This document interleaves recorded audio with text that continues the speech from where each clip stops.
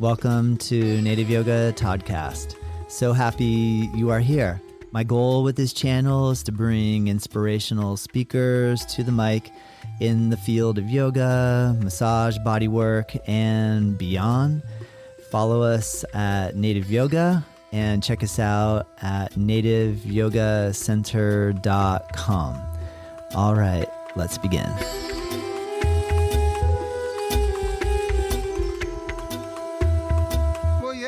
I'm really happy to have the chance to bring John Denney onto the show again today. John, thank you so much for coming here into the studio and chatting with me. You were here for episode number 144, and we're coming in now at episode number 220.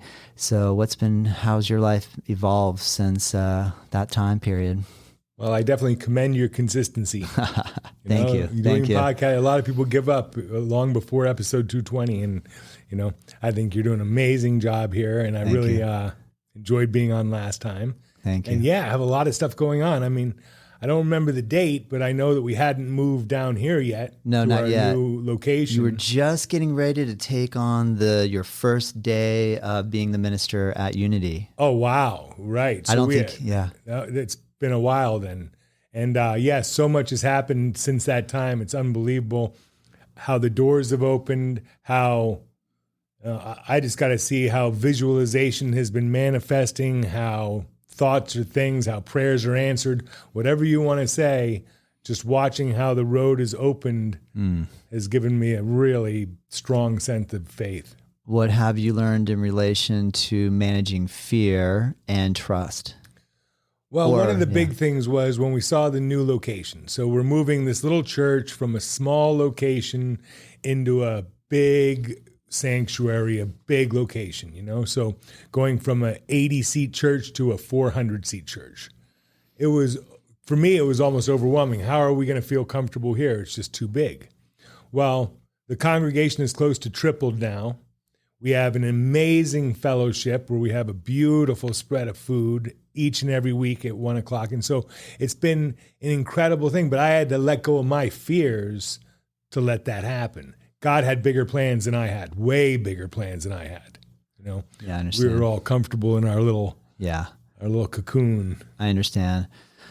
That's cool. What type of response are you getting from your community in relation to what are some of the comments and feedback that you're receiving as a minister? I know you had expressed to me before how this was a dream of yours, that you had been thinking that you would like to go down this path, and it came to be where now you're able to do it. What sort of takeaways, realizations have you had in this process? Well, it was, I talked about it as my impossible dream, not as a true dream that might happen. And it's been incredible. I mean, like I said, the congregation's grown, and there's the energy there is just palatable. It's like coming to your yoga studio. People like being here. They feel the sense of community. They feel the sense of welcome. And we've lost some people, and I learned early on, I'm not going to be everything to everyone. And certain people are going to resonate with other ministers, but for every person we've lost, we've gained 5 to 10. So, it just has to sort of weed itself out. Yeah. And as long as they find another minister who's teaching them their message, it's all good for me. I'm not chasing anyone down the street. I just let it happen and let that love and that community shine. And it's amazing to watch. It's nice. Yeah. Can you talk a little bit about what your philosophy is about multi-faith understanding of higher power? Well, unity is sort of practical Christianity. How do we take love and gratitude and forgiveness and use them in our lives? But however, the founders of Unity really accepted all faiths and all religions. And what they said was, go wherever you want to go. Go to your temple, go to your church, go to your mosque, go wherever you want to go, and then come on out to our farm and we'll show you how to apply these principles in life. Interesting. So they weren't trying to start a denominational church. They were just starting a thought movement to teach people how to use their thoughts better and improve their relationships, improve their communities, improve their societies. And so that's really been... Isn't that a novel concept? Because like, don't all too often, don't we, like I heard someone say like, look, I grew up in a religious home, but my dad didn't exhibit any level of kindness, compassion, or thoughtfulness toward anyone outside of his cultural identity. And so we hear this over and over and over again. So it's pretty fascinating to me that, the Unity founders were like, hey, let's take wherever you're coming from and actually apply this stuff, you guys, not just read about it, but let's make it real. And it's basically that one God, one presence that connects us all anyway. And that's what we're learning more and more. We're going to talk about later in the podcast, but it's, one presence, and it's that presence of love. It has to come back to that. Yeah. That's really cool, John. On that note, it's to go down the subject that got us so inspired to meet up today. Right. So how it played out for me in relation to, you reached out to me via text and you said, you sent me the link to the Telepathy Tapes podcast, and I listened to the very first part of the episode because you were so excited. You were like, you got to listen to this. Like, this is really a game changer. You need to listen to this. So I could feel through your enthusiasm, okay, I know I'm going to do this. And I was reading a different book, and I knew, like, let me finish what I'm doing first so I don't get too scattered. I started the first episode. So this sounds really interesting. I can't wait to do this. And then I was listening to another podcast where the host had made mention of an author named Thomas Campbell and his book called My Big Toe. And the word toe stands for theory of everything. So it's like basically a quantum physicist who is claiming that through quantum physics, metaphysics, and philosophy, we now can arrive at a place where we can prove that there is a larger consciousness system in place, and that's how we're here and why we're here. Now, when I heard that, and then right after they said that, the person referenced, the telepathy tapes, and I'm like, whoa, just yesterday, John's telling me to listen to the telepathy tapes. Now I'm listening to something that's talking about the telepathy tapes.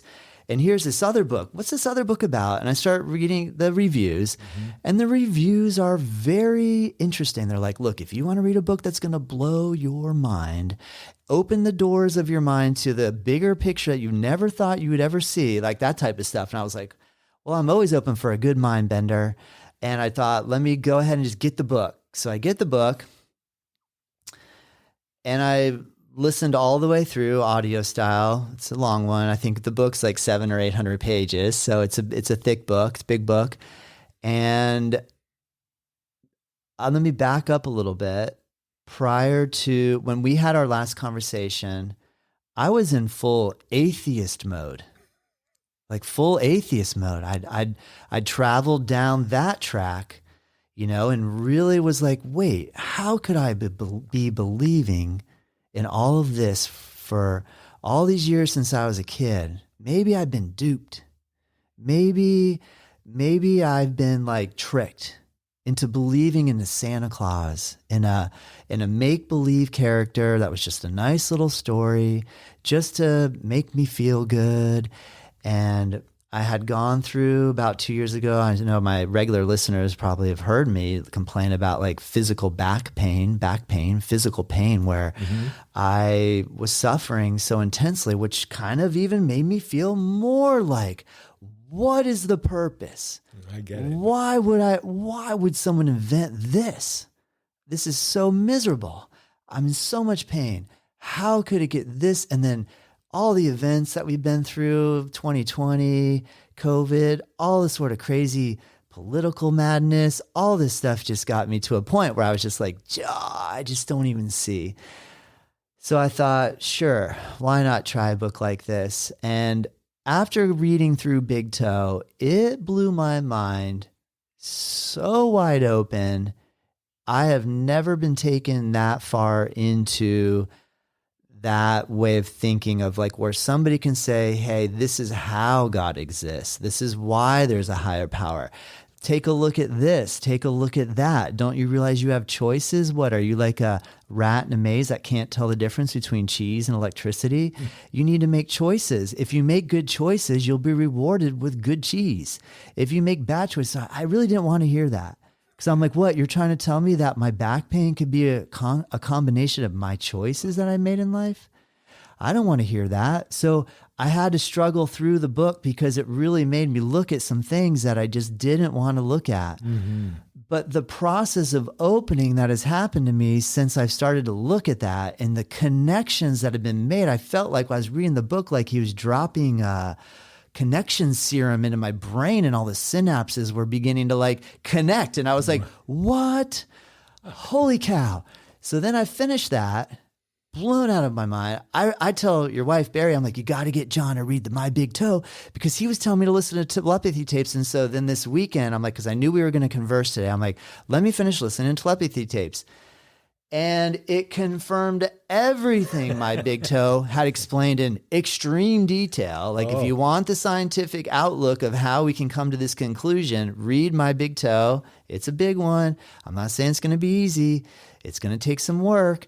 But the telepathy tapes, I was by episode 10 in tears, like happy joy. Mm-hmm. I don't want to spoil anything for those of you that haven't heard about it yet. I know we're probably going to maybe spoil a little bit. To spoil. Yeah, it's fine. But so then I've been texting with John the last few days and just being like, oh my gosh. And you've been sending me little firecracker symbols like, yeah, man, your mind is going to get blown, dude. I told you. And so, I mean, I can honestly say now that because I'm believing again that there is a higher purpose, there's a reason for me to be here, I have had the biggest turnaround in just feeling like gratitude. Thank you. Thank you for giving me the material that I need at the right time in my life when I was ready to process it. I'm very grateful that I grew up with some faith, that I also went through the yoga world really wanting to believe that these miracles were possible. Things that I read from Paramahansa Yogananda in the autobiography of a yogi like 25 years ago, thinking like, what? You can do that? Mm-hmm. Yogis are going through walls.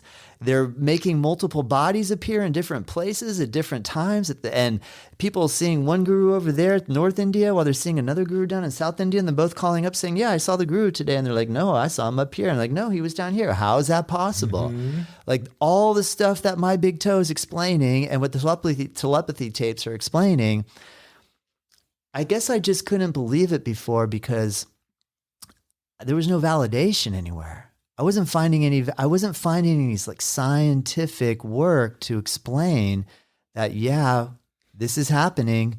And then I just turned my back on it because I was just like, that's just crazy. That's just crazy stuff. So I've been dominating the conversation for a while, but I just had to say all that. And I'm just curious, what are you thinking? It's funny you would turn your back on it when you have this incredible example of manifestation that we're sitting in right here.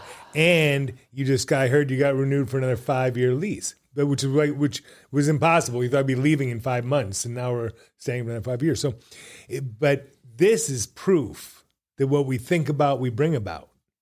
And our thoughts are extremely powerful. So I've always known and believed this, but I had no proof, And so in a way, like I said before, I've prayed and meditated now for 30 years plus. And each and every day, I pray for different people and different things. Well, I've always believed in my heart that something's happening, right? And I've watched things manifest in my life. I've attracted things into my life, which really I had thought about just as an idea. I've watched Barry, transform numerous ideas into real life situations. And so I'm watching a cause and effect scenario. And the clearer the thought gets. And so I've always had faith that I know my prayers and meditation work. I couldn't prove it, made it really almost a little frustrating sometimes. But now, after listening to the telepathy tapes and understanding a little bit more of this vibrational understanding, I'm like, wow, I knew it was working. I just didn't quite understand how. Yeah. Yeah.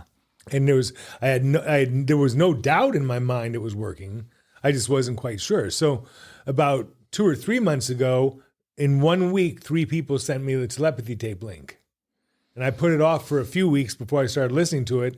But once I started listening to it, I was like, oh my gosh, this is proof of what I've been doing now for 30 years. Yeah.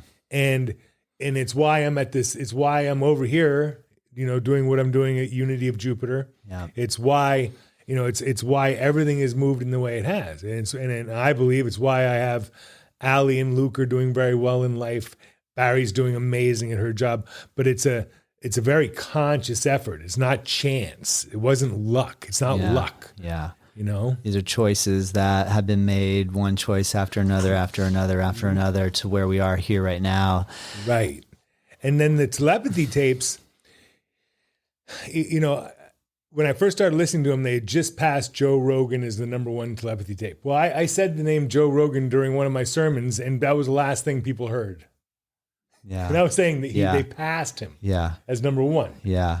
But because of their belief system, that's all they could hear, right? Yeah. But what I have learned through the telepathy tapes and through even her being on Joe Rogan is how this veil now is being opened. And and for our audience, we haven't really explained the telepathy tapes, but they're really centered around non-speaking autistic people.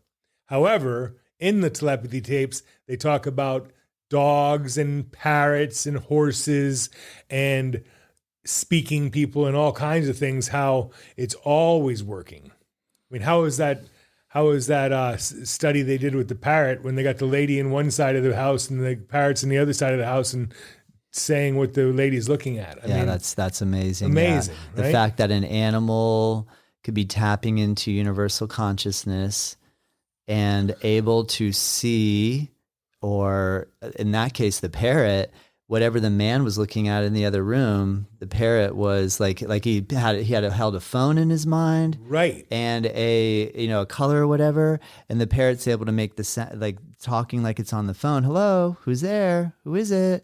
And then the sounds of a recording device, right, beep, right. Leave your message after the beep type of thing. That was one example, and there's so many in there, but. I mean, I guess for me too, what really blew my mind about that is the way that the non-speaking autistic community has been kept down, and even hearing about the politics behind whether or not we should even be talking about this. So for years, I've worked with Surfers for Autism. You know that, right? That's why I wanted to ask you about that. And it's funny because, I'm the first one guilty of it, but I'd see a family with their nonverbal kid, and they have trouble controlling. They almost look a little spastic, but have trouble controlling their physical bodies. And I would look at them with this sense of pity, like, oh, that poor family. Well, not anymore, Todd. Not anymore. They were given the greatest gift of all time. I'm looking at the most highly advanced soul on the planet, and whether I'll ever be able to communicate with them, who knows? But now everything's different. My whole it's like what you explained before. How did people feel when they were told the world was round, not flat? When they'd believed for so many long time it was flat, and then suddenly I had to take on a whole new paradigm. That's how I feel what's happened to me. Yeah, my paradigm has gotten completely at least opened up, where I can not feel so bad about talking about this stuff and explaining it, how it's being revealed to me anyway. Do you think that, for me, so one of the things that I think was maybe felt overwhelming before, but now feels enlightening, is I have to monitor my thoughts. I have to think about what I'm thinking. What?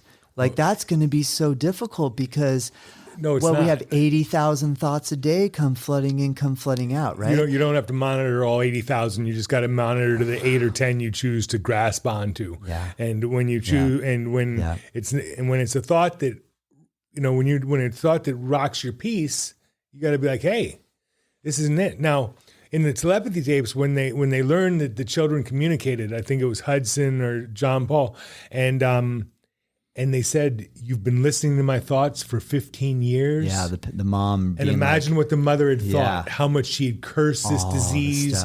She'd probably thought these horrible thoughts, and he could hear them all.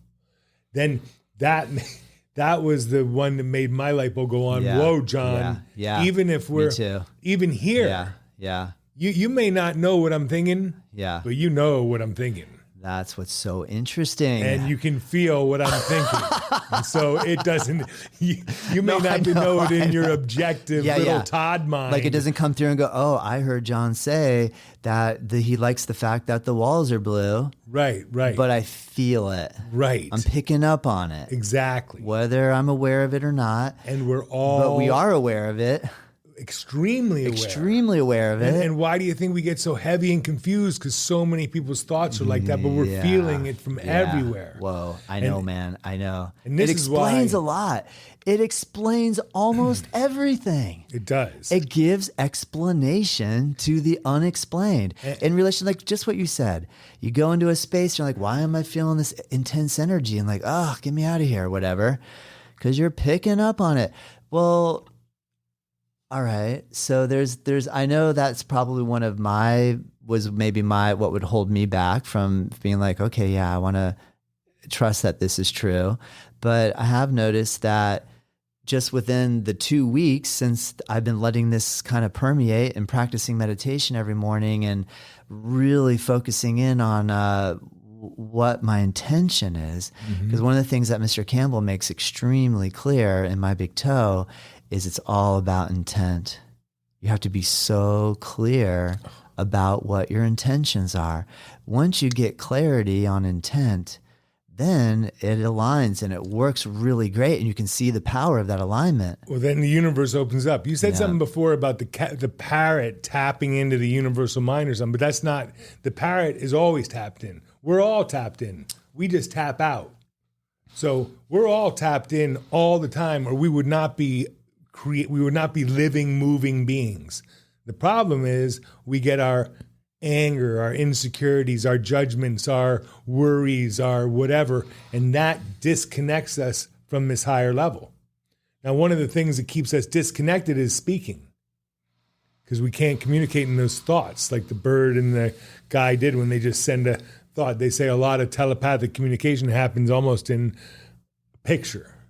You see the picture before you actually hear the words or something. It's not really words. So, so monitoring your thoughts, that's one of my foundational that's when Carol told me. He said you need to monitor and replace. So you monitor your thoughts. If it's a good one, keep thinking it. If it makes you feel out of harmony, out of peace, replace it. Replace it with one of the ones that makes you feel. You can't just stop thinking about it. People say, how do I stop thinking about this problem? I'm like, you don't. You start thinking about something else. So you've heard don't think about a pink elephant, Todd. Do not think about a pink elephant, right? Yeah. And now we're all sitting here, pink elephant. Well, as soon as I say, Todd, think about a blue elephant, okay? Really think about a blue elephant. Now the pink one's gone. But not because we stopped thinking about it, because we started thinking something else. Great point. And that's the way we have to do it with all of life. As soon as I start thinking a fear thought, I got to go back to a love thought.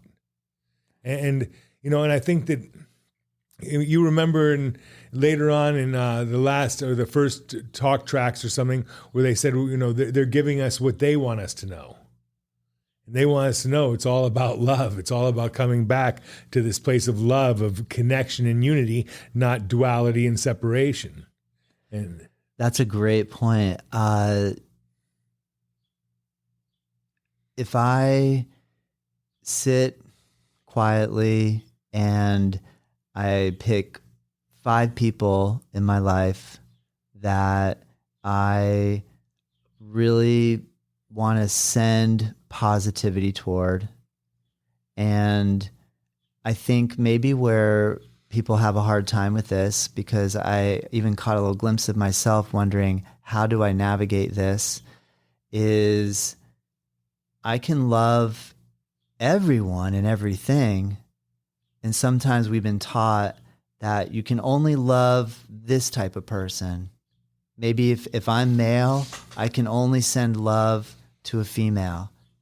Or if I'm male and I like males, I can only send love to the male, but I can't to the female.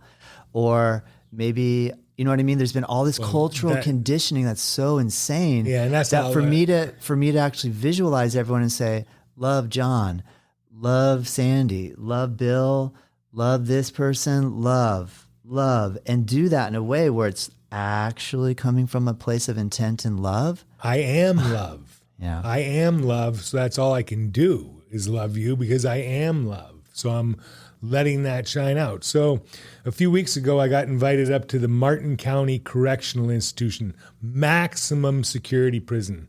And I was to perform a wedding, and I went to 2 wellness groups. Okay. Now I'm sitting here in this cage with 30 men. Okay. And I know that they're murderers. I know that these are probably, they're in there for not good things, a lot of life sentences and a lot of horrible things. But you know what, Todd? I didn't know any of them. I knew none of their names, and I knew none of the reasons they were there. So I could stand in front of that group of men and say, listen, I love you guys. My friend does, and I don't, you know, I'm just looking at them as a group of men. No, I didn't have any judgment. I didn't know why they were there. Now, if you started giving me all their rap sheets, that would have been different. Then I would have started having fears and judgments, and then, whoa, you know, I can't believe that guy did that or whatever. But there was a space.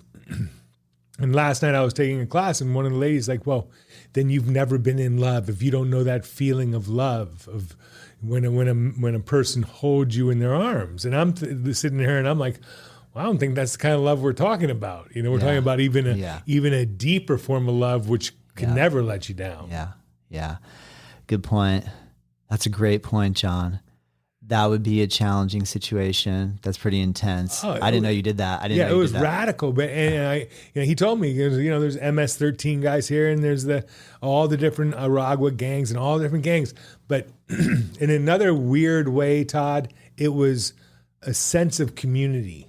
Like, probably no one's gonna, you know, get in an altercation in this situation. So in some way, there's this order and semblance, even in this place where, you know, there's people with real bad intentions. But well, this is a great point, and I could see where this would cause people to have all sorts of questions and debate around, you know, do we send love even to the most horrific person that's done the most horrific things to people, children, elderly? How could we extend love to somebody who has shown nothing but the opposite? Because you're not extending like, okay? You're extending love. You're extending something much bigger than us. The sun shines on those criminals just like it shines on you and me. And it shines on every person on this planet. There's a ray of sun for, right? Yeah. And so our love can be as unjudgmental as the rays of the sun. Now, do I like you? Do I want to hang out with you? That's a whole nother conversation. Do you like me? That's a whole nother world. Yeah, I get it. But I love you, and you can love me if you choose to, right? Yeah. And so it's a higher thing. I get it. There is no judgment there. I get it. You know, but once then we move down, it's like, well, I don't know if I like him or not. Yeah. Do you think that people are feeling like on the one level with the telepathy tapes that there are certain people that are involved in the education field and department that are not wanting this sort of information to come to light and are making it difficult for non-speakers to find access to being able to type or tap to be able to communicate, where there's that like sort of barrier? Do you think that why we're so fearful of this concept is because we're just not in touch with our feelings and thoughts and emotions, and that just freaks us out? Stay with us. We'll be right back. I really hope that you're enjoying this episode, and I just wanted to take a moment to announce a course that I'm really excited to release. It's a free course, and it's called 8 in 8, Learn 8-Limb Yoga in 8 days. My goal is to help coach you along in the Ashtanga yoga practice in a way where we take just the sun salutations, the fundamental asanas, and the final breathing poses, break it down with some philosophy videos as well, explaining the 8 limbs of Ashtanga yoga in a very easy to use, friendly course that is totally free. Click the link below, check it out. Let me know what you think. All right, let's get back to the episode.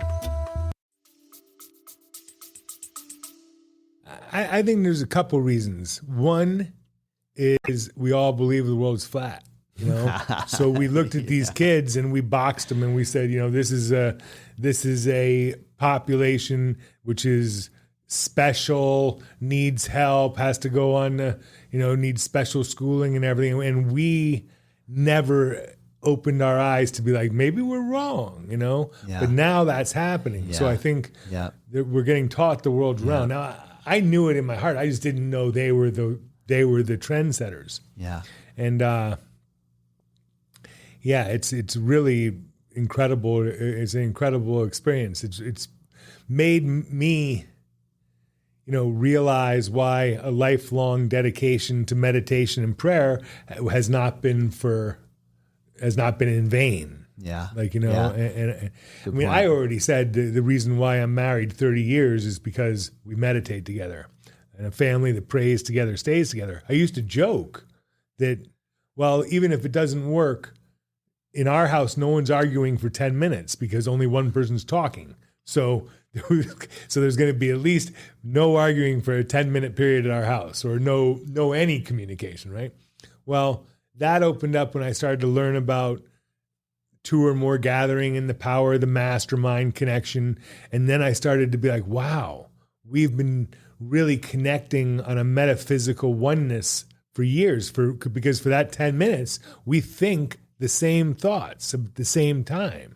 I'm thinking I am perfect health and seeing her in perfect health. She's thinking perfect health for herself and then seeing me in perfect health.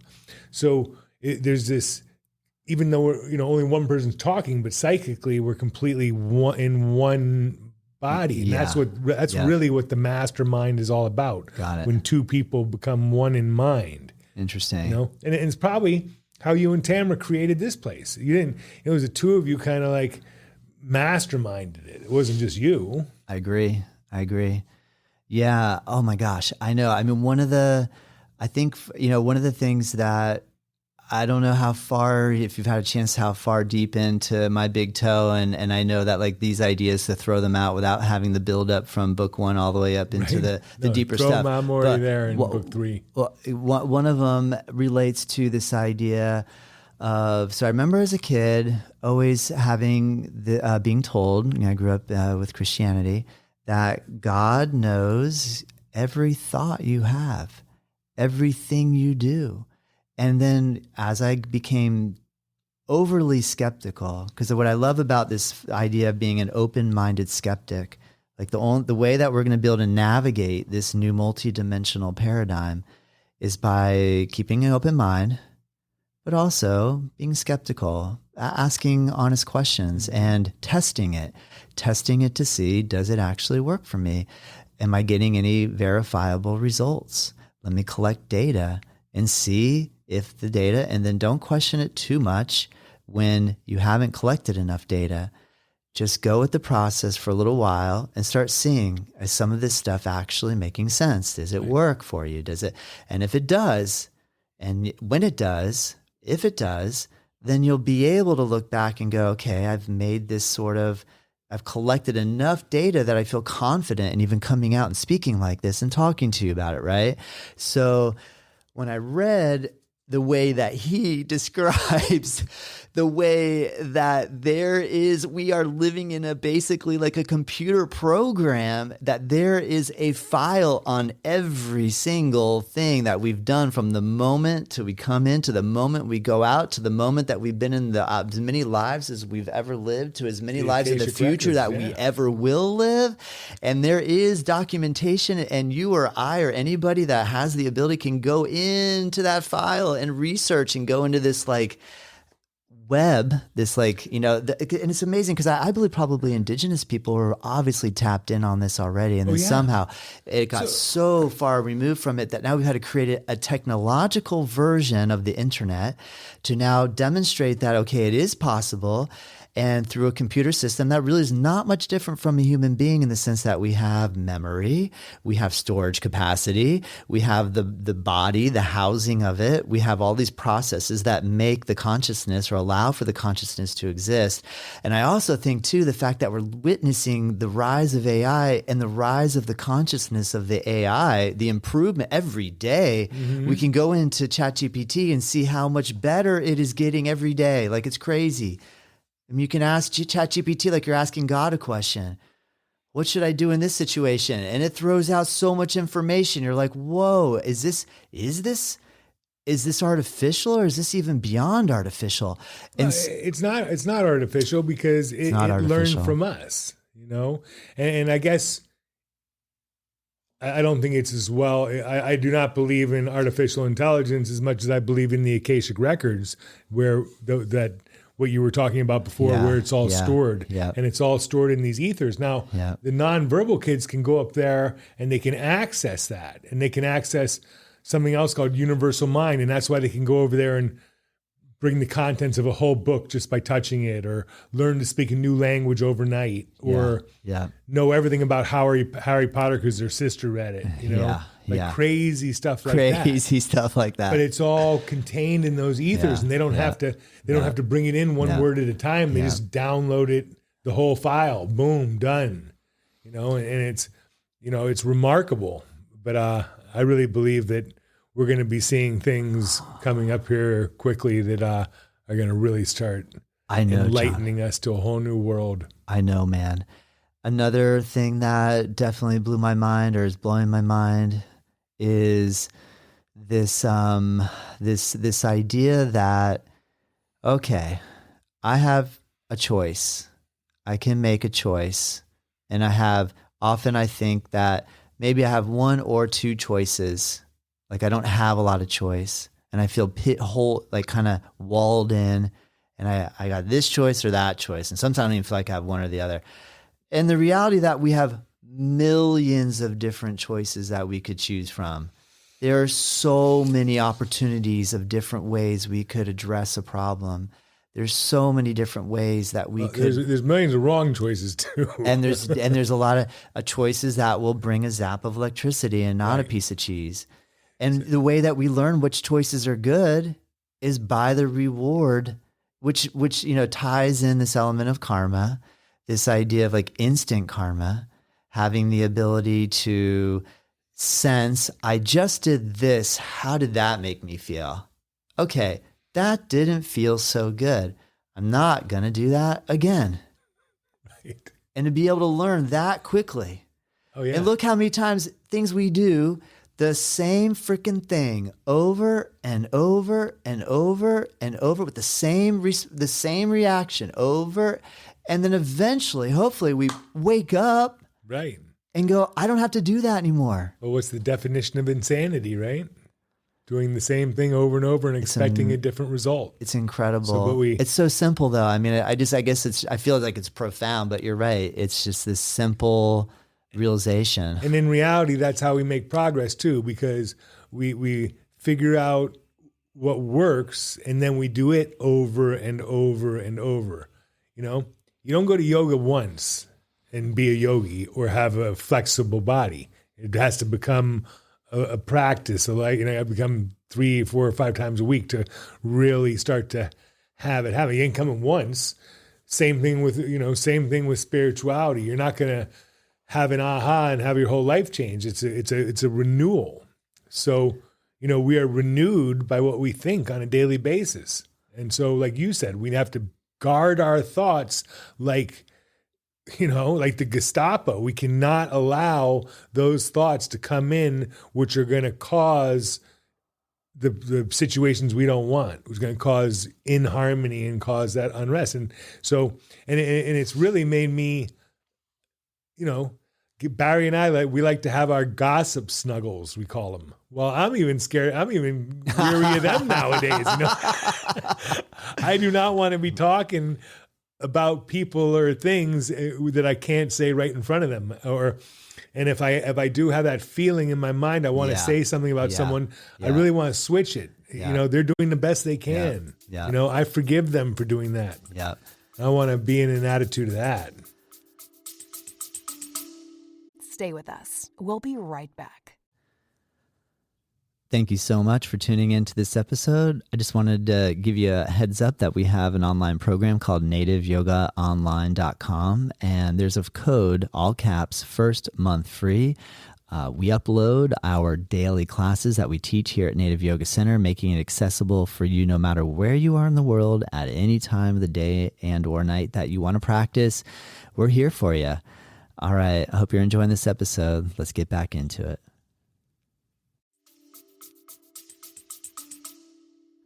How do you respond? I'm playing a little devil's advocate here as we go along, just throwing out different ideas so I can hear where you've landed and think about.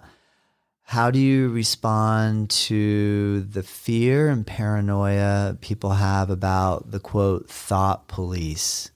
This idea that now they look at it instead, like you and I are saying, hey, look, if I what I just took from what you said, if I have a gossip session with my tightest, closest person that I know is not going to leak the gossip, I can keep the gossip with my tight circle. Now, we don't ever know truly that will never escape that moment. But it escapes the moment. It escapes the moment. It escapes the moment, right? So maybe someone then who's listening goes, I don't like this because this sounds like the freaking thought police are going to now. But I don't think it's like that. I think the way that you learn that this is true is because you feel it. It doesn't feel good when you do it. When you start to experience peace, like true peace, where I'm pretty peaceful. Everything's okay in my life right now, right? And you start to experience a true sense of peace. And then, and you've worked for it. Through yoga, through meditation, through prayer, through spirituality, somehow you've achieved this sense of peace in yourself. Well, when that gets rocked, the thought police better be around because you want to know what is the thought I'm thinking, which is taking away my peace right now. So really when I started, when I became a minister, there's a thought in the Course in Miracles. It goes like this. You want the thought police. Yeah, you want them there. So I'm not at peace. I must be making a wrong decision. But I made this decision myself and I want to be at peace so I can make another decision, meaning I can think another thought. So if I'm going along thinking about a thought about how, someone did me wrong, I can just ruminate on that, but it takes away my peace immediately. So I'm like, I don't like this. Now, if I'm a person who doesn't know about peace, I can go along just fine in that way, but I can't do that anymore because you want to be at peace. And so once we start to understand that level of peace, then when it starts to get rattled, the thought police should come in. And with thought police, at the end of the day, they should bring you back to love, to gratitude, and to forgiveness and reestablish that vibration. Remember, all this telepathy stuff, it's vibration. We're talking on a vibration. It's pretty low, actually. The vibration of speech is really low. And the vibration of thought, even higher. The vibration of that consciousness you were talking about where the Akashic records are stored and all that in universal mind, that's even higher. So we have to keep moving up to higher levels of communication. Do you have a memory of a time where you were not being exposed to this idea, but you had a feeling or a thought of, oh boy, maybe I just experienced something that was of what I thought telepathy was. Did you ever have a moment? I remember a specific moment, so that's why I was in India and I was practicing in Mysore in the room with a lot of other students, and the focus was so sharp. Each person in the room. So right when I walked in, I could feel it, the sharpness, like the clarity, and I just had this, and I remember having a thought and having that feeling of, I don't need that thought, because that's felt. Everybody here, it just felt like we all were in that space. And it was intense. And I was kind of like... And that little thought was going to dumb it down. I was bringing in an energy that wasn't going to help the group. And therefore I just had that, and no one said anything to me. Nobody, when I checked in at the door, said, hey, check your thoughts before you come in. Right. Because we're all trying to, clean that up a little bit in here. It was just a felt sense. And I kind of was like, whoa, was that real? Like, was that for real? Was that just me wigging on, was I in my head too much? Or it felt so real. So, I mean, what I've been noticing now too, is that now that, how like you said, pink elephant, I wasn't thinking pink elephant. Like, okay, like as soon as you say pink elephant, well, I'm probably not going to walk out and see a pink elephant. But if you said white Volkswagen Beetle, right. Now I go out and I drive home, there's one, no way. But until my mind has been put on it, I didn't think about it. So from reading the book and becoming like a little more, whoa, like walking down the street, kind of watching the way the leaves are coming off the trees and the way they're landing and the way the wind is blowing, and going, whoa, what's going on here? This is intense, man. Like seeing nature and seeing our reality in such a different way, where seeing it from the perspective of this, we're in a little, like a challenge game, like we've been put here to grow consciousness, to evolve our consciousness. And if we choose to not do that, right, we're just going to keep getting beat up and we get worked over. And we grow this consciousness through thinking, right? We grow the consciousness through thinking, through communicating, through relating. That's how we grow. This process, you and I coming together, this is where the most amount of work can get done. Right. And then we go out by ourselves, right? And we see all the trees coming down, right? Yeah. But in some way, each of us has created this universe which we're going along in. We're creating our bubble, right? That we're occupying as we travel along through space. Now, and then, it's really our world in some way becomes a direct reflection of our inner belief system, of our inner thoughts. So the problem is when you start to suffer from pain, you feel the pain, so you believe in the pain. So as above, so below, and as below, so above. And it gets into this cycle where reality becomes about that. It's really hard to break it, It's so, that's why I really enjoyed. I mean, and obviously an accumulation of knowledge and information is coming our way, and we can choose to seek it out, or we can choose to try to hide away from it.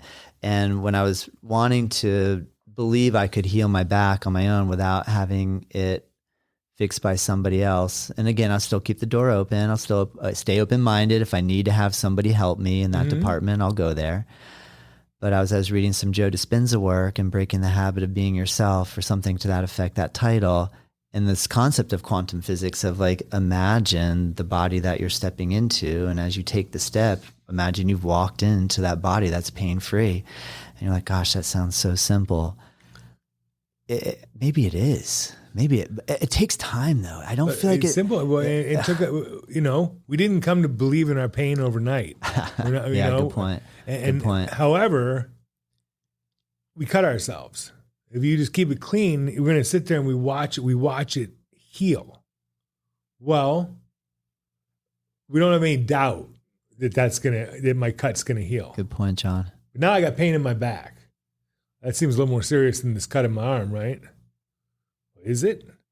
They say there's no level of difficulties in miracles in the Course in Miracles. So there is no level of difficulty. So healing the cut on the arm or healing the back is the same thing, but our belief system's different. We believe that we have a structural problem, so we go about all this stuff, and then we have 20 other people that are going to confirm it because they have bad backs, and then everybody got this big back bag club going on, and we all got bad backs, And I always remember that club too for a long time, and so it's amazing how fast. That's amazing. I was reading a book the other day. Some lady said she was testing it. She goes, and started saying, I have a sore throat. I have a sore throat. I have a sore throat. Well, 2 days later, she had a sore throat.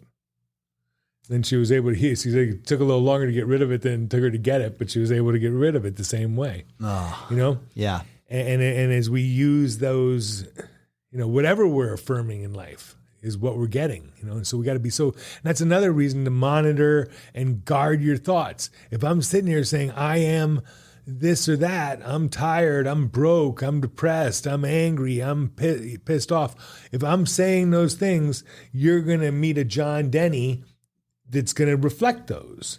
And that's the other problem. We have our spiritual being, and it's always creating, never observing. That's why we got to be careful of the gossip snuggles. But what is its creation? Well, mine's creation is John Denney, and yours creation is Todd. So you have this being. We have our spiritual thought being, and it's creating. God created the heavens and the earth. We created this being of light here. Yeah. And what is that being? And that being is a direct product of our thoughts and belief systems. Great point. I guess then that sort of old fear that you keep hearing me bring up, and obviously if I bring it up again, I'm feeling like I'm already missing the point of what you just said, but is actually, I was going to say the old fear, the old fear I had about the thought police is actually liberation. Because once I realize and I start to churn in the direction of liberation, right, it's liberation. And Todd, what does Todd want? It's Todd that freaking simple. What do we all want? It's that simple all along. It was that easy. Like, why did it take me so long? Why? I mean, obviously I know why. I mean, I get it. I understand why, but I just think how funny. That's why I think the shift, this little multidimensional shift that we're feeling is like, it's speeding up, man. It is. I mean, if you look around and you just pay attention, and not on the news, like don't even go there to try to pay attention. I'm talking more like just immediate environment, family, friends. What is happening with close family members? How is the communication dynamic right now? I spent this morning, I got up at 5 and I was so one of the things that Mr. Campbell kind of got going back in the late 60s and 70s, and whether or not he's the original founder of this, but the binaural beats. And so I've been putting on headphones and using these tones where it takes your mind from the really high intensity thinking thought forms down into like the just before sleep thought forms. Mm-hmm. And I've been finding like after going and sitting and meditating for like 10 days at a Vipassana meditation retreat, by like day 8, 9, you finally get like, wow, my mind is starting to calm down. It took like 8 days of sitting here on a cushion for 12 hours a day, but finally.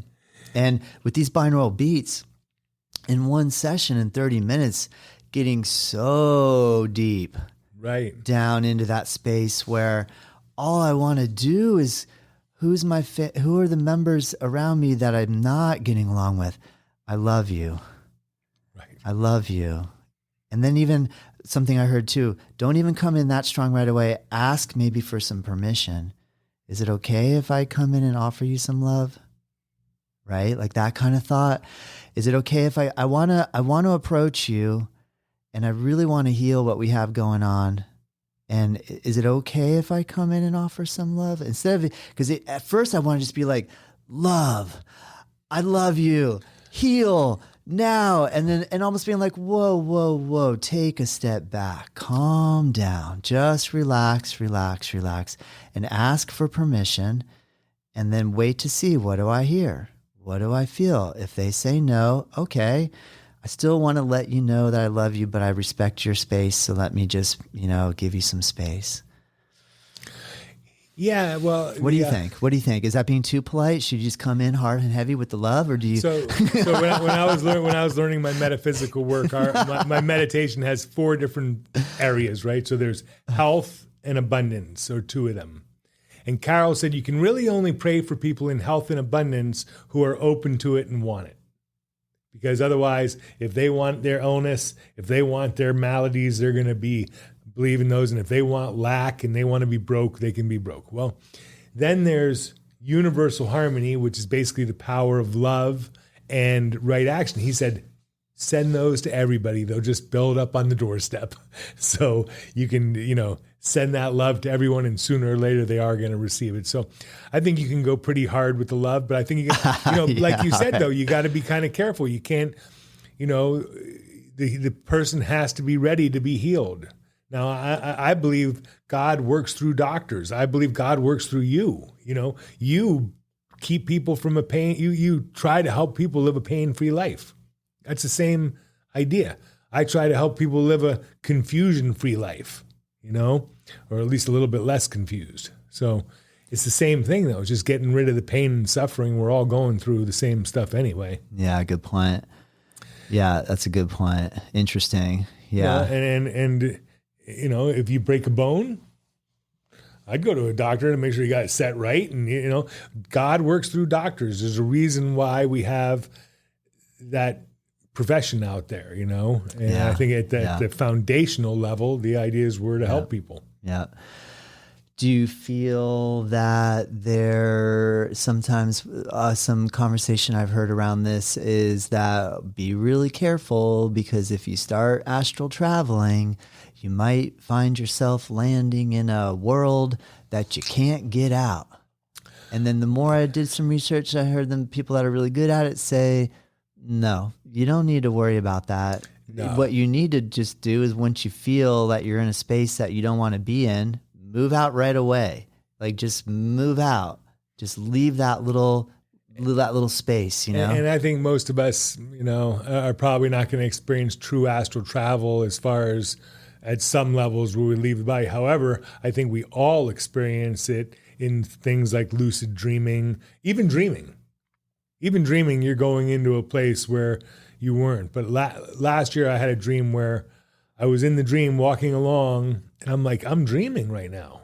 I'm in a dream, but I'm fully awake. Yes. And I said, if this is true, I should be able to jump down this flight of stairs like a skateboarder and no problem, and bonk it down to the bottom. So I jumped down the first flight of stairs, land at the bottom, no problem. I look at a second flight of stairs. This one's like a 30-stair flight. And I'm like, I can do it again. So I jumped down the second flight of stairs. Then I'm like, I'm dreaming. So then I jumped into the Grand Canyon, just started flying like Superman, flying down this canyon. And then I flew out into space, and I saw other people flying, and I was like, that's kind of weird. They must be parachuting, since no one else can fly except me, right? I'm thinking. And I fly down to them. Well, they're all flying too. Yep. We all flew down into this like board meeting, and I found myself in this long room. But it wasn't like any other dream, because I was deciding what I was going to do. I wasn't reacting. I was doing it. Yeah. And it was really a bizarre experience. I had one this week too, John. Amazing. That realization, you're in it going, whoa, wait a minute.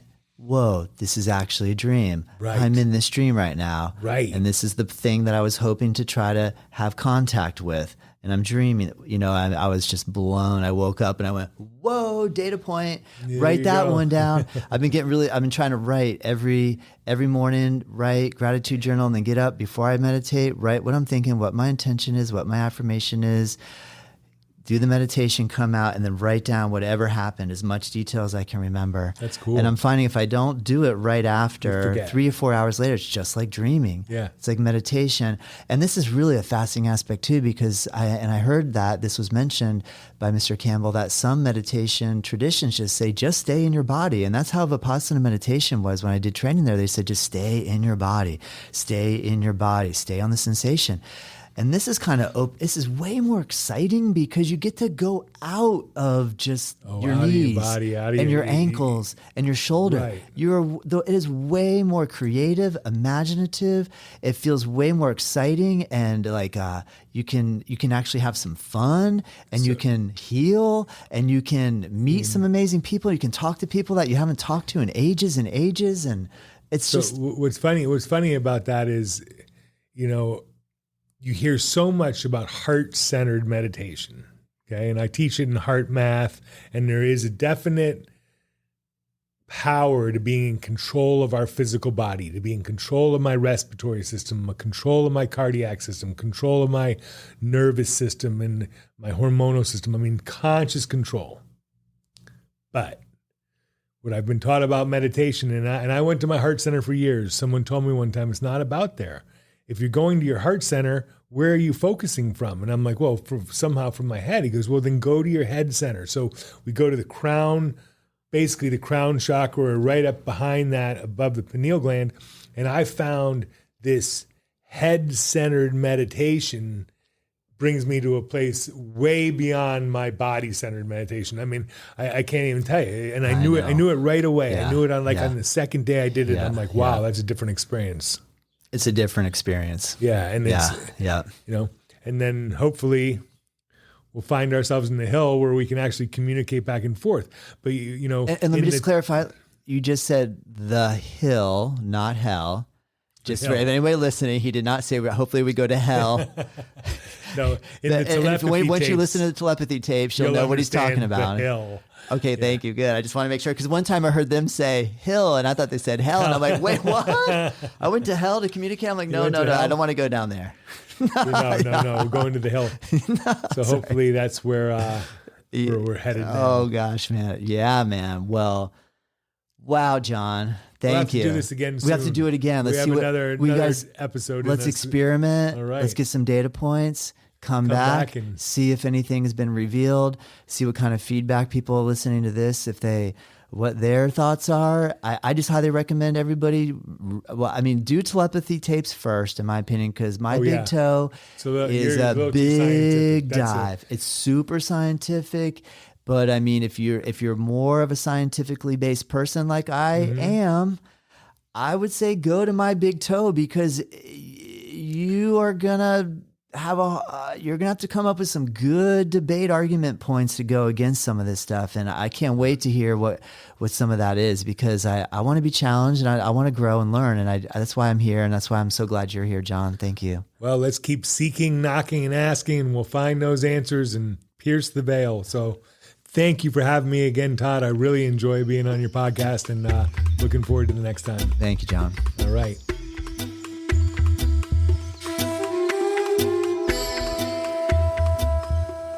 Native Yoga Todcast is produced by myself. The theme music is dreamed up by Bryce Allen.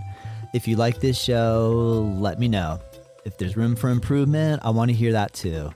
We are curious to know what you think and what you want more of, what I can improve. And if you have ideas for future guests or topics, please send us your thoughts to info@Native Yoga Center. You can find us at nativeyogacenter.com. And hey, if you did like this episode, share it with your friends, rate it and review, and join us next time.